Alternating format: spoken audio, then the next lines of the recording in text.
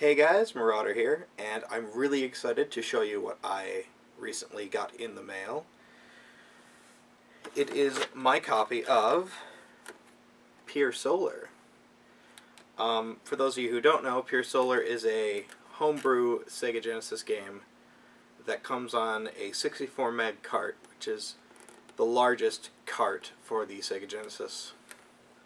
I think the biggest official cart was Super Street Fighter 2, which I believe was 24 meg. I'm not sure about that, but that is the biggest cart in terms of design. This is the reprint edition. The official version came with audio CD that you would put in the Sega CD, and it would play the audio off the CD rather than off the cart. But seeing as how I didn't get on the bandwagon early enough, I'm going to have to settle for the reprint edition. They do include a link to go download the ISO for the CD and burn it off. So there is a way to get the CD, it's just not like officially pressed. So I thought I would do another comparison where I would compare this to an official Genesis game just to see how well they compare. So I have my copy of Streets of Rage 2, which is a complete copy, and thought I would compare them for fun. A couple of the differences right off the bat. The Pier Solar comes in a plastic sealed package and also a letter. It essentially says thank you. I'll read a bit of it.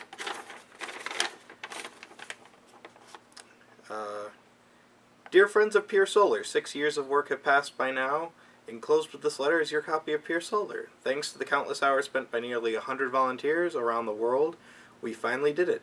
I would like to sincerely thank everyone who participated in the project, from the development team to the translators, and finally the beta testers. A mega blaster kiss to Tullio for his hard work from the very beginning. Signed, Fonzie Gotti, Watermelon Team. So that's, I liked that. Nice thank you for 6+ years of work, I guess. If we open this up to get the actual case out. Now, as stated, the original release of this did not come in a clamshell case. It actually came in a really ornate paper, like hard cardboard case. But one thing I like, the plastic actually has a little red sticker to tell whether or not you've opened it, so if you ever resell this. Also, has the watermelon logo embossed on the plastic, which I thought was a very nice touch. So, let's compare them. So I have there's Pier Solar, Streets of Rage 2. And again, if you line them up like I did with my Legend of Wukong, you'll notice that the Pier Solar is not quite as wide, and but overall dimension-wise, they're pretty identical. Actually, they're really close. I think the Streets of Rage one is only slightly larger, or rather wider, but only by a little bit. So if you go ahead and open them up, you'll see that the Streets of Rage 2,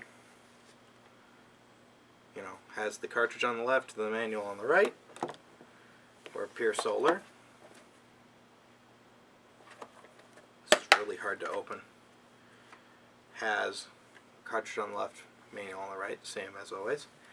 Another really nice touch, I don't know if you can see that, but the watermelon logo is embossed on the plastic below the cartridge.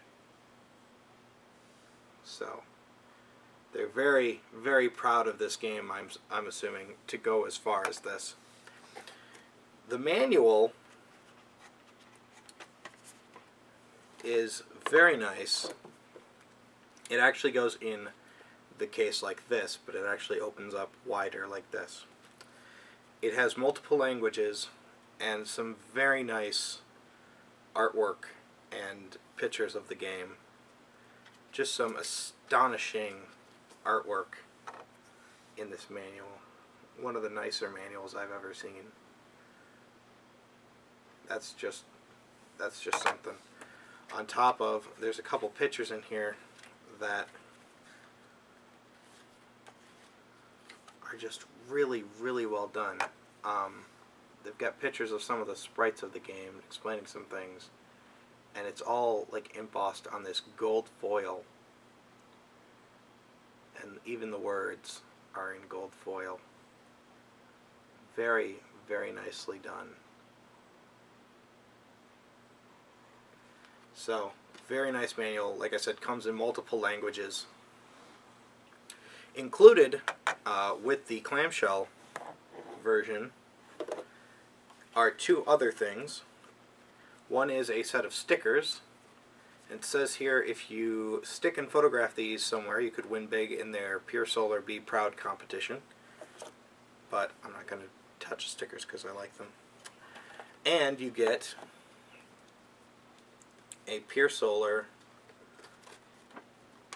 game poster, which is very, very cool.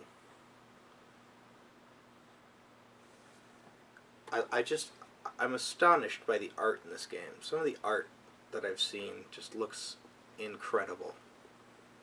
And I like that little green guy. I don't know quite what role he'll play, but the very, very bottom, there's like a green frog guy.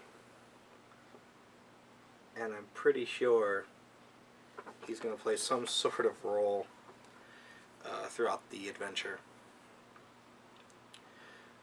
And, last thing to compare, of course, is the cartridges. Now, this is, like I said, a 64 meg cart. Pull this out here. Pull out my copy of Streets of Rage 2.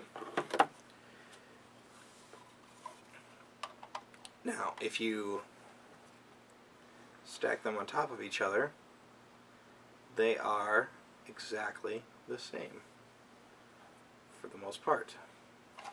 And same kind of end labels. I like Pier Solar's end label with the phases of the moon on it. I thought that was a unique look to it.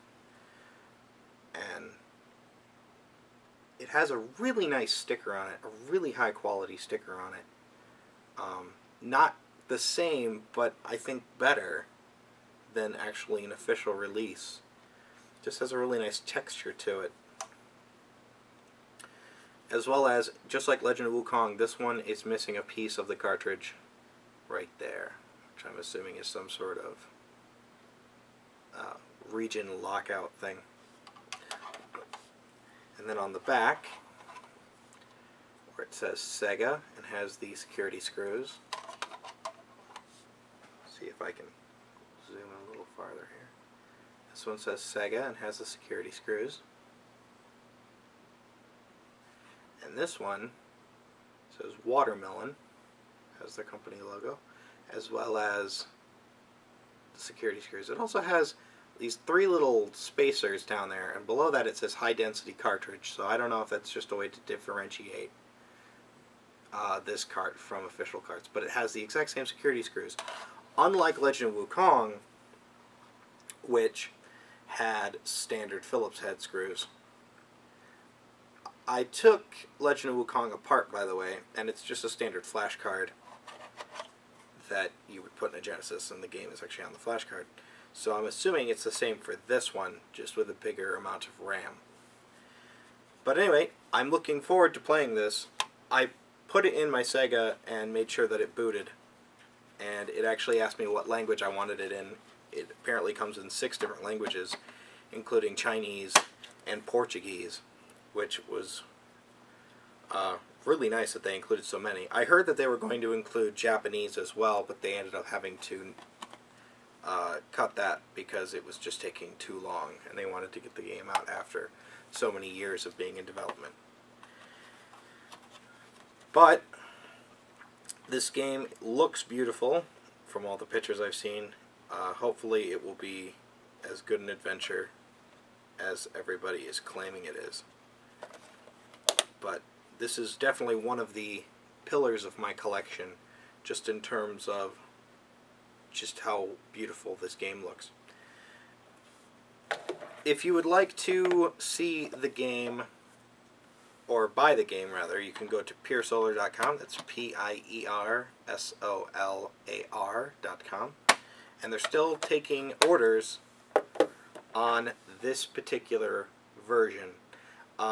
There has been rumors on the forums of the site talking about a third reprint, which will come in a cardboard sleeve, and not like a really nice cardboard sleeve design like the first version came in, but rather like, if you guys know what the original Sega Genesis games looked like when they got later on in their life, they started to come in these cheap paper sleeves. Sega 32X games also came in those. And actually, no, I have a couple in these clamshells too. But that kind of idea, where it slides up in the cartridges here with the manual underneath it, it's not as nice of a design as the clamshell. So it cost $45, or cost me $45 US, and that was with shipping included. Shipping was less than ideal, but then again, it is coming from China, so I'm not complaining. But one thing is, they don't give you a tracking number, which I thought was strange. But no, it arrived all the same, and very nice, like I've stated before. So check it out. It might be worth your money. It might be worth your time, especially if you're a fan of these things. So yeah.